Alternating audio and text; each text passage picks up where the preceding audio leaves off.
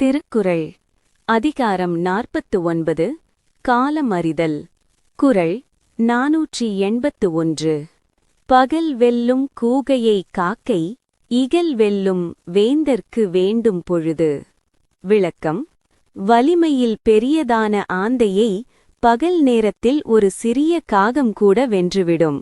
அதுபோல பகைவரை போரில் வெல்ல விரும்பும் மன்னர்களுக்கு வலிமையோடு கூட பொருத்தமான நேரமும் காலமும் மிகவும் அவசியம். மகாபாரதம் சௌதிக பர்வம். ஆந்தை மற்றும் காகத்தின் உதாரணம் மகாபாரதத்தில் ஒரு மிக முக்கியமான திருப்பு முனையாக வருகிறது. அஸ்வத்தாமன் பாண்டவ சேனையை அழிக்க திட்டம் தீட்டும்போது இதே இயற்கை காட்சியை பார்த்து பாடம் கற்கிறான். சம்பவம்: இரவு நேரத்தில் ஒரு பெரிய ஆந்தை மரத்தில் தூங்கிக் கொண்டிருந்த பல காகங்களை கொல்வதைக் கண்ட அஸ்வத்தாமன், நேரம் மாறினால் பலவீனமான ஆந்தை கூட பலமான காகங்களை வெல்லும். எனவே கௌரவப்படை வலிமை இழந்திருக்கும் இந்த நேரத்தில் இரவு பொழுதை பயன்படுத்தி நான் பாண்டவர்களை வெல்வேன் என்று முடிவு செய்கிறான். இது காலத்தின் வலிமையை விளக்கும் நேரடி சான்றாகும். சாணக்கிய நீதி. காலம் பிராப்ய சமுன்னதிம் கரோதி. விளக்கம்: சரியான காலம் வரும்போது ஒருவன் உயர்ந்த நிலையை அடைகிறான். பலம் இருந்தாலும் காலம் சாதகமாக இல்லாதபோது அமைதியாக இருக்க வேண்டும். கொக்கு மீனுக்காக காத்திருப்பது போல எதிரி பலவீனமடையும் நேரத்தை, காலத்தை அறிந்து செயல்படுபவனே உண்மையான வீரன் என்கிறார் சாணக்கியர். சனாதன தர்மத்துடன் இந்த குறள் எப்படி ஒத்துப்போகிறது? திருக்குறள் 481 உள்ள வேண்டும் பொழுது என்ற தேவையான காலம் என்ற கருத்து சனாதன தர்மத்தின் கால தர்மம் மற்றும் யுக்தி ஆகியவற்றுடன் பின்வருமாறு இணைகிறது. காலபலம். சனாதன தர்மத்தில் காலம் என்பது ஈஸ்வரனின் ஒரு வடிவம். காலோஸ்மி, நான் காலமாயிருக்கிறேன் என்கிறான் கிருஷ்ணன். ஒருவனுக்கு தேகபலம் அதிகமாக இருந்தாலும் காலபலம் சாதகமாக இல்லாவிட்டால் வெற்றி கிடைக்காது. சுபாவம் மற்றும் சூழல். ஆந்தை இரவில் அதிக பலம் கொண்டது, காகம் பகலில் பலம் கொண்டது. இது ஒவ்வொரு உயிரினத்தின் சுபாவம். ஒரு புத்திசாலி அரசன் தன் சுபாவத்திற்கும் எதிரியின் பலவீனத்திற்கும் ஏற்ற நேரத்தை தேர்ந்தெடுக்க வேண்டும். பஞ்சாங்க விவேகம். பண்டைய இந்தியாவில் மன்னர்கள் போருக்குச் செல்லும் முன் சுப முகூர்த்தம் மற்றும் கிரக நிலைகளை ஆராய்ந்தனர். இது வெறும் நம்பிக்கை மட்டுமல்ல, இயற்கையின் சக்திகள் எப்போது தனக்கு சாதகமாக இருக்கும் என்பதை காலம் அறிந்து செய்யும் செயலாகும். குறள் 482. பருவத்தோடு ஒட்ட ஒழுகல் திருவினை தீராமை ஆர்க்கும் கயிறு. விளக்கம்: தகுந்த காலத்தோடு பருவம் பொருந்தி செயல்படுவது என்பது நிலையில்லாத செல்வத்தை ஒருவனை விட்டு அகன்று விடாமல் இருக்க கட்டிப்போடும் கயிறாகும். காலமறிந்து செயல்படுபவனிடம் செல்வம் நிலைத்து நிற்கும். மகாபாரதம் சாந்தி பர்வம். கால யுக்தம் கிருதம் காரியம் சித்திம் கச்சதி பாரத அநாலஸ்யஷ்ச தக்ஷஷ்ச ஸ்ரீயம் அக்னோதி புஷ்கலாம். விளக்கம்: காலத்தோடு பொருந்தி செய்யப்படும் காரியமே வெற்றியை அடையும். சோம்பலின்றி காலத்தின் அருமையறிந்து செயல்படுபவனே நிலையான செல்வத்தை, ஸ்ரீயமை அடைகிறான். இது வள்ளுவர் கூறும் திருவினை தீராமை ஆர்க்கும் கயிறு என்ற தத்துவத்திற்குச் சான்றாகும். விஷ்ணு புராணம். லக்ஷ்மி கடாட்சம். மகாலட்சுமி ஒருவரிடம் தங்குவதற்கான காரணங்களை விளக்கும்போது காலநிஷ்டை என்ற கருத்து வலியுறுத்தப்படுகிறது. கருத்து: யார் ஒருவர் காலத்தின் மதிப்பறிந்து அந்தந்த நேரத்தில் செய்ய வேண்டிய தர்மங்களையும் கடமைகளையும் பருவத்தோடு ஒட்ட தவறாமல் செய்கிறாரோ அவரிடம் லக்ஷ்மி தேவி ஸ்திர லக்ஷ்மியாக வாசம் செய்கிறாள். காலத்தை மதிக்காதவரிடம் செல்வம் சஞ்சல லக்ஷ்மியாக மாறி விரைவில் நீங்கிவிடும். 4. சனாதன தர்மத்துடன் இந்த குறள் எப்படி ஒத்துப்போகிறது? திருக்குறள் 482 உள்ள பருவத்தோடு ஒட்ட ஒழுகல், அதாவது காலத்தோடு பொருந்துதல் என்ற கருத்து சனாதன தர்மத்தின் ரிதம் மற்றும் கர்ம விபாகம் ஆகிய தத்துவங்களுடன் பின்வருமாறு இணைகிறது. காலச்சக்கரம், வீல் ஆஃப் டைம். இயற்கை ஒரு குறிப்பிட்ட கால வரிசைப்படி இயங்குகிறது. விவசாயி சரியான பருவத்தில் விதைத்தால் மட்டுமே பலன் கிடைக்கும். அதுபோல வாழ்வின் ஒவ்வொரு கட்டத்திலும் மாணவ பருவம், இல்லற பருவம் செய்ய வேண்டியதை அந்தந்த காலத்தில் செய்பவனுக்கே திரு என்கிற செல்வம், வெற்றி கிட்டும். ஆர்க்கும் கயிறு. செல்வம் என்பது இயல்பிலேயே ஓரிடத்தில் தங்கும் தன்மை அற்றது, சஞ்சலம். ஆனால் கால மேலாண்மை என்னும் கயிறு அந்த செல்வத்தை ஒருவனிடம் நிலைக்கச் செய்கிறது. தர்மமும் காலமும். சனாதன தர்மத்தில் நித்திய கர்மங்கள் என்று உண்டு. காலை, மதியம், மாலை செய்ய வேண்டிய கடமைகள். இந்த கால ஒழுக்கத்தை கடைபிடிப்பவன் தன் வாழ்க்கையை தானே கட்டுப்படுத்துகிறான். அத்தகைய ஒழுக்கமே அவனை தோல்வியிலிருந்து காக்கும் கயிறாக அமைகிறது. ஒழுக்கமே அவனை மனிதனாக மாற்றுகிறது. குறள் 483.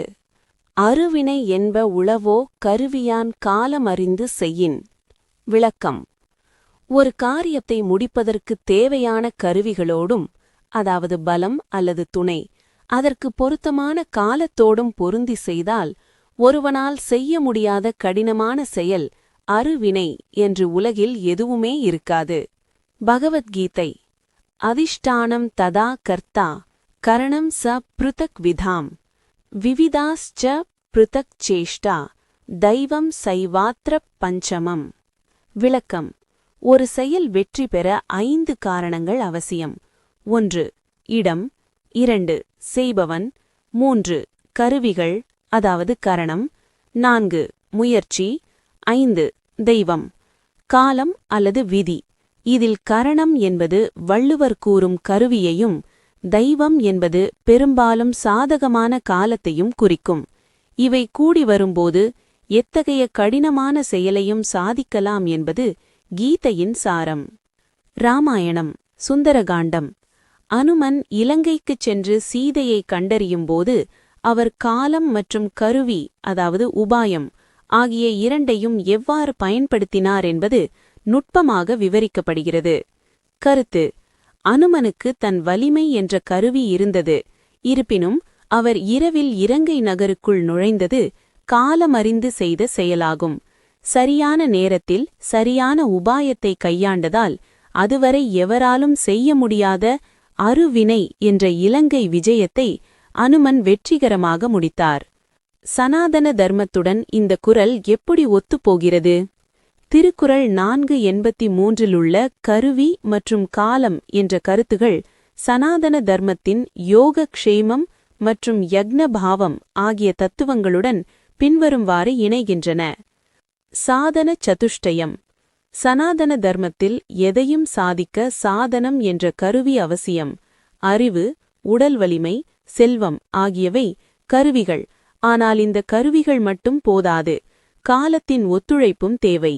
காலம் கனிந்து வரும்போது ஈஸ்வர சங்கல்பம், கருவிகள் வீரியம் பெறுகின்றன. அருவினை, இம்பாசிபிள் டாஸ்க். அருவினை என்பது மனித ஆற்றலுக்கு அப்பாற்பட்டதாக தோன்றும் செயல்கள். ஆனால் சனாதன தர்மம் கர்த்தவ்யம் என்ற பெயரில் காலத்தையும் கருவியையும் இணைத்தால் அசாத்தியமானவற்றையும் அர்ஜுனன் மகாபாரத போரில் சாதித்தது போல சாதிக்கலாம் என்கிறது. நிமித்தம்.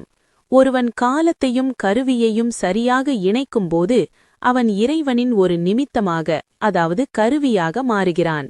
அப்போது அவனுக்கு தோல்வி என்பதே கிடையாது. குறள் 484. ஞாலம் கருதினும் கைகூடும், காலம் கருதி இடத்தார் செய்யின். விளக்கம். ஒருவன் இந்த உலகம் முழுவதையுமே கைப்பற்ற வேண்டும் என்று கருதினாலும் ஆசைப்பட்டாலும் அதற்கு பொருத்தமான காலத்தை எதிர்பார்த்து ஏற்ற இடத்தையும் அறிந்து செயல்பட்டால் அது கைகூடும். மகாபாரதம். பீஷ்மர் அறிவுரை. கால தேசௌ உபாயம்ச்ச விஜ்ஞாய விஜிதேந்திரியः பிருத்திவீம் சாகராந்தாம்ச ஜயத்யேவ ந சம்சயः. விளக்கம். காலம், இடம் மற்றும் சரியான வழிமுறைகளை அறிந்தவனும் புலன்களை அடக்கியவனுமான ஒரு மன்னன் கடல் சூழ்ந்த இந்த உலகம் முழுவதையும் வெல்வான் என்பதில் ஐயமில்லை. இது வள்ளுவர் கூறும் ஞாலம் கருதினும் கைகூடும் என்ற கருத்திற்கு மிக சரியான வடமொழிச் சான்றாகும். அர்த்த சாஸ்திரம். காலத்தையும் இடத்தையும் அறியாத ஒரு அரசன் அவனது படைகள் எவ்வளவு வலிமையாக இருந்தாலும் ஒரு சிறிய நிலப்பகுதியை கூட காப்பாற்ற முடியாது. மாறாக காலத்தையும் இடத்தையும் சரியாக பயன்படுத்துபவன் ஒரு சிறிய படையைக் கொண்டே அகண்ட பாரதத்தை ஆள முடியும். சந்திரகுப்த மௌரியன் மகாபத்மநந்தனின் பேரரசை வீழ்த்தியதற்கு சாணக்கியர் காட்டிய காலமும் இடமும் தான் அடிப்படை. சனாதன தர்மத்துடன் இந்த குறள் எப்படி ஒத்துப்போகிறது? திருக்குறள் 484 உள்ள காலம் மற்றும் இடம் என்ற 2 தூண்கள் சனாதன தர்மத்தின் தேச கால வர்த்தமானம் என்ற தத்துவத்தோடு ஆழமாக பிணைக்கப்பட்டுள்ளன. தேச கால விவேகம்.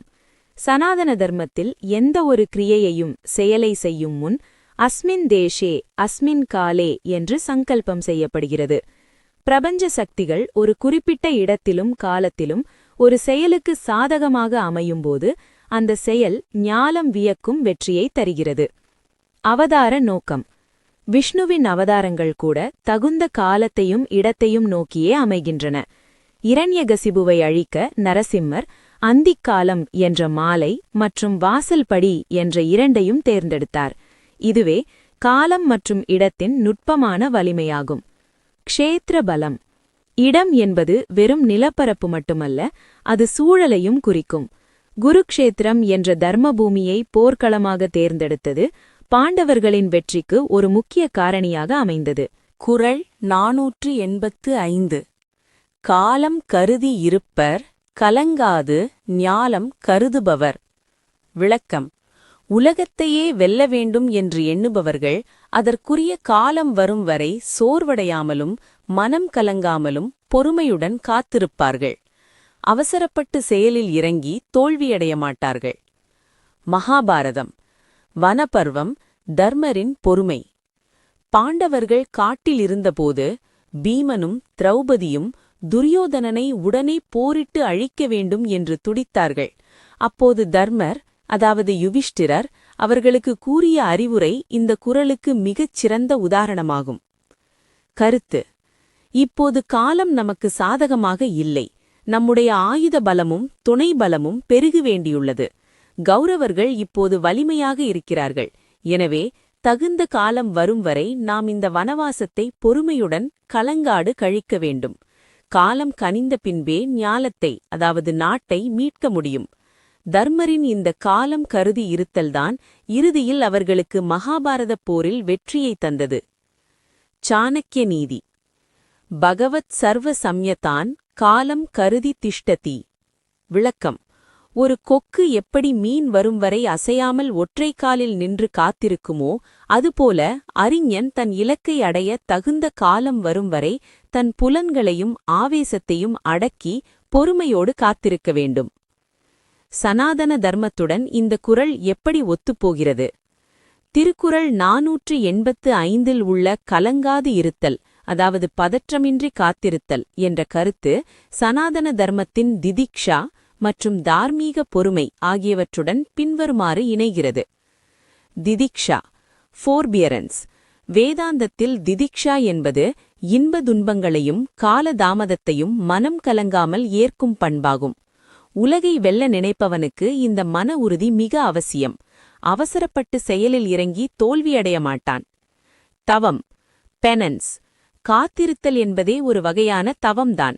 சனாதன தர்மத்தில் அசுரர்களோ அல்லது தேவர்களோ ஒரு வரத்தைப் பெற பல ஆண்டுகள் காத்திருந்து தவம் செய்வார்கள். அந்த பொறுமையே அவர்களுக்கு ஞாலத்தை ஆளும் வல்லமையை தருகிறது. சத்வகுணம்.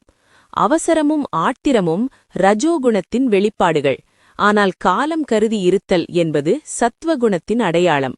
நிதானமான புத்தி கொண்டவர்களுக்கே காலம் வழிவிடும். குறள் 486. ஊக்கமுடையான் ஒடுக்கம் பொருதகர் தாக்குர்க்குப் பேரும் தகைத்து. விளக்கம்.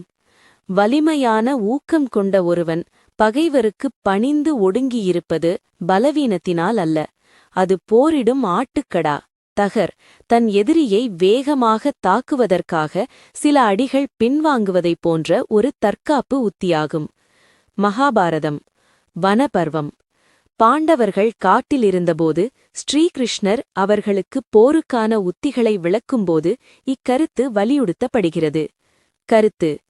ஒரு சிங்கம் இரை மீது பாய்வதற்கு முன்னால் தன் உடலை சுருக்கிக் கொண்டு பின்வாங்கும்.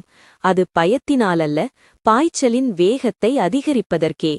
மகாபாரதத்தில் கிருஷ்ணர் ஜராசந்தனை நேரடியாக எதிர்க்காமல் மதுராவை விட்டு வெளியேறி துவாரகைக்குச் சென்றது ஒடுக்கம். பின்னாளில் பீமனைக் கொண்டு அவனை வீழ்த்துவதற்கான ஒரு தந்திரமான பின்வாங்கலாகும். இதுவே தாக்குவதற்கு பேருந்தகைமை. சாணக்கிய நீதி. சம்யமக சத்ருநாஷாய தக்ஷக கால பிரதீக்ஷணக. விளக்கம்: பகைவனை அழிக்க விரும்புபவன் காலம் வரும் வரை தன்னை அடக்கிக் கொள்ள வேண்டும். சம்யமக.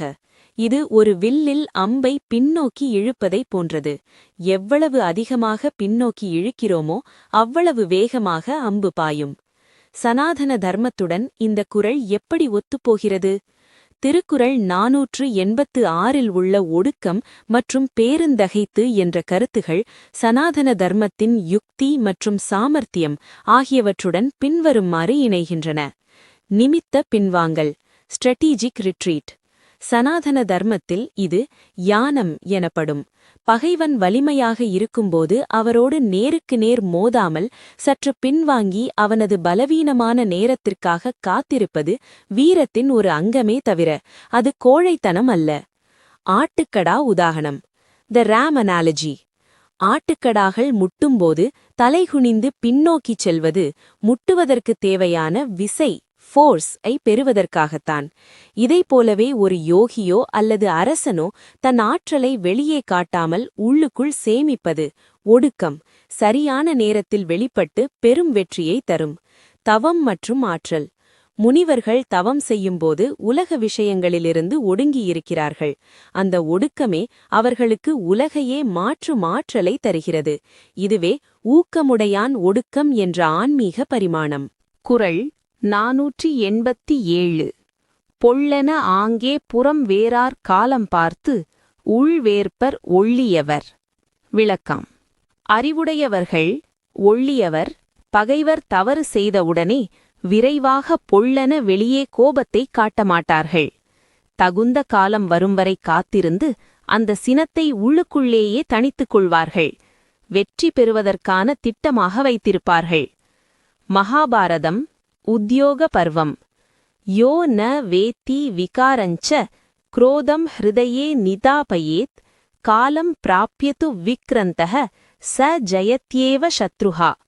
விளக்கம்: எவன் ஒருவன் தன் முகத்தில் மாறுதலை காட்டாமல் விகாரஞ்ச சினத்தை இதயத்திலேயே அடக்கி வைத்திருக்கிறானோ ஹிருதயே நிதாபயேத் அவன் சரியான காலம் வரும்போது வீரத்தோடு செயல்பட்டு பகைவனை நிச்சயம் அழிப்பான். இது வள்ளுவரின் உள்வேற்பர் என்ற சொல்லுக்கு மிக நெருக்கமான விளக்கமாகும். ஸ்ரீமத் ராமாயணம் யுத்த காண்டம். ராவணன் சீதையை கவர்ந்து சென்றபோது ராமபிரான் அப்பொழுதே சீரவில்லை. அவர் தன் துயரையும் சினத்தையும் அடக்கிக் கொண்டு வானரப்படையை திரட்டி பாலம் கட்டி சரியான காலம் வரை காத்திருந்து போரிட்டார். கருத்து: ராமர் மரியாதா புருஷோத்தமன் என்பதால் உணர்ச்சி வசப்பட்டு தனி ஆளாக இலங்கைக்குச் செல்லவில்லை. சினத்தை உள்ளே அடக்கி உள்வேற்பர் மற்றும் ஜாம்பவான் மற்றும் விபீஷணனின் ஆலோசனைகளுடன் காலம் பார்த்து செயல்பட்டதாலேயே ராவணனை வீழ்த்த முடிந்தது. சனாதன தர்மத்துடன் இந்த குறள் எப்படி ஒத்துப்போகிறது? திருக்குறள் 487 உள்ள புறம் வேறார் மற்றும் உள்வேற்பர் என்ற கருத்துக்கள் சனாதன தர்மத்தின் நிப்ருகத்துவம், அதாவது கன்சீல்மெண்ட் ஆஃப் இன்டென்ட், மற்றும் தீரத்துவம் ஆகியவற்றுடன் பின்வருமாறு இணைகின்றன. நிப்ருகத்துவம், அதாவது ஸ்ட்ராட்டஜிக் சைலன்ஸ். ஒரு வீரன் தன் உணர்ச்சிகளை வெளியே காட்டினால் எதிரி அவனது திட்டத்தை கணித்து விடுவான். சனாதன தர்மம் மந்திரகுப்தி என்பதை வலியுறுத்துகிறது. கோபம் என்பது ஒரு வகை ஆற்றல். அதை வெளியே கத்தி தீர்ப்பதை விட உள்ளே சேமித்து வைத்தால் அது செயலாக மாறும்போது பெரும் வலிமை பெறும். சத்துவகுணத்தின் ஆளுமை. ரஜோகுணம் கொண்டவன் உடனே கத்தி தீர்ப்பான்.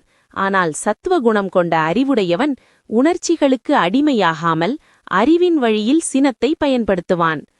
காலாக்னி, ஹிடன் ஃபயர். எரிமலை எப்படி உள்ளுக்குள் நெருப்பை வைத்திருந்து சமயம் வரும்போது வெடிக்கிறதோ அதுபோல ஒள்ளியவர் தன் வைராகியத்தை உள்ளேயே வைத்திருப்பார்கள். இது பழிவாங்கும் உணர்ச்சி மட்டுமல்ல, நீதியை நிலைநாட்ட தகுந்த வாய்ப்பிற்காக காத்திருக்கும் அறிவார்ந்த செயலும் கூட. குறள் 488. செருநரை காணின் சுமக்க இருவரை காணின் கிழக்காம் தலை.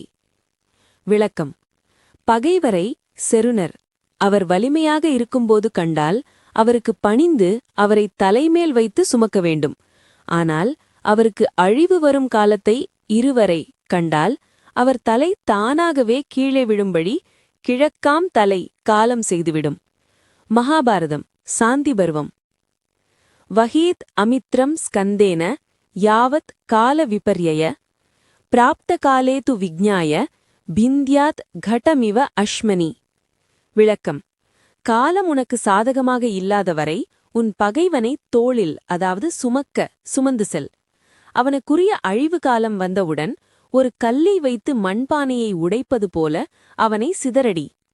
இது வள்ளுவர் கூறும் சுமக்க மற்றும் கிழக்காம் தலை என்ற கருத்தோடு 100% ஒத்துப்போகிறது.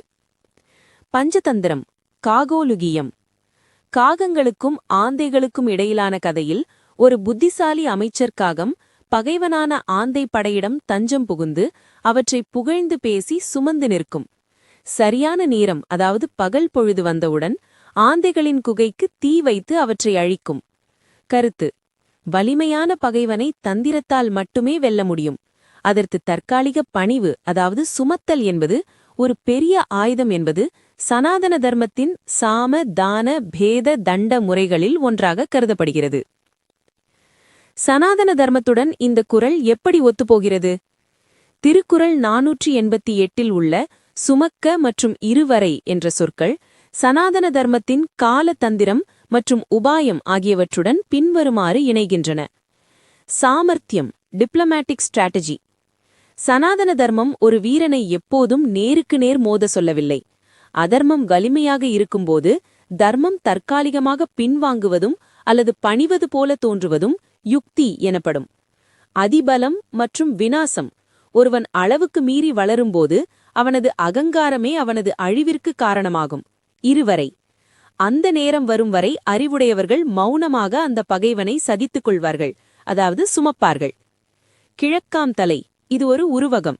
நீர்நிலையில் தலைகீழாக கவிழ்வதை குறிக்கும்.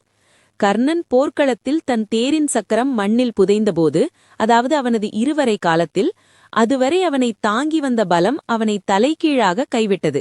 இதுவே காலத்தின் நீதி. குறள் 489. எய்தற்கரியது இயைந்தக்கால் அந்நிலையே செய்தற்கரிய செயல். விளக்கம். பெறுவதற்கு அரிதான ஒரு காலம் அல்லது வாய்ப்பு ஒருவனுக்கு கிடைக்குமானால் அந்த வாய்ப்பை பயன்படுத்திக் கொண்டு அப்பொழுதே அந்நிலையே செய்து முடிப்பதற்கு கடினமான செயல்களையும் செய்து முடித்துவிட வேண்டும். மகாபாரதம் உத்யோக பர்வம்.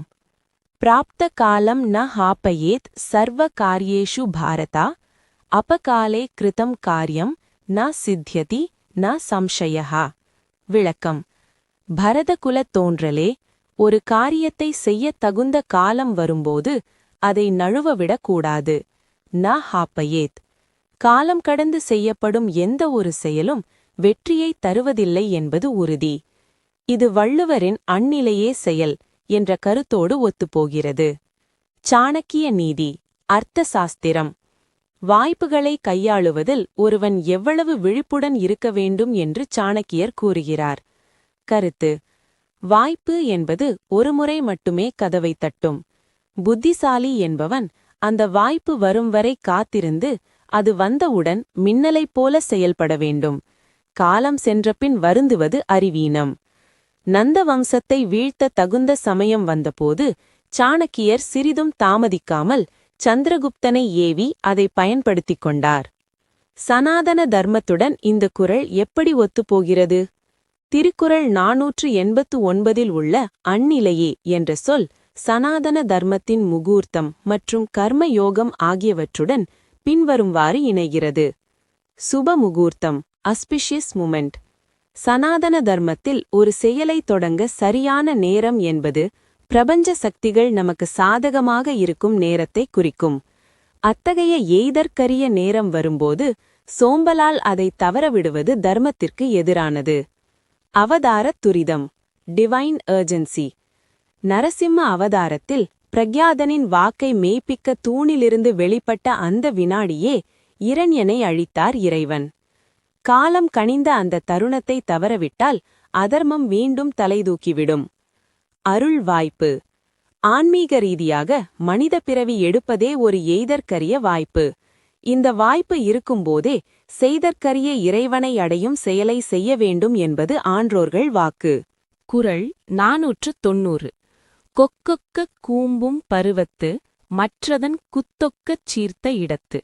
விளக்கம்: காலம் கைகூடாத நேரத்தில் கொக்கை போல ஒடுங்கி பொறுமையாக காத்திருக்க வேண்டும்.